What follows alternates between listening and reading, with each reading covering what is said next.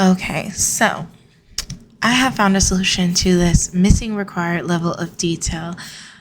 I am so happy I found another solution. If the first one didn't work for you, I understand, but this one I think for sure will work.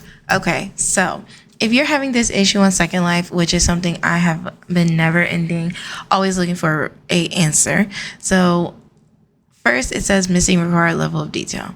Okay, so it's stopping you from uploading your stuff and being on time for whatever you have. Go back to Blender, press your mesh, go into edit mode, go to face, triangulate the face, right?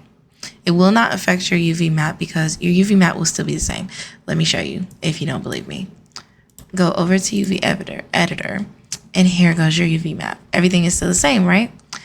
All right, go into object mode, file, export, go to wavefront. Nope.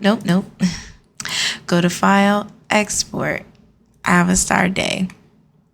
Go to wherever you had it. I like to just repress whatever I had, export it out. Now go back to Firestorm or wherever you're uploading on, press open, and boom, it works. Yes. Hope that works for you.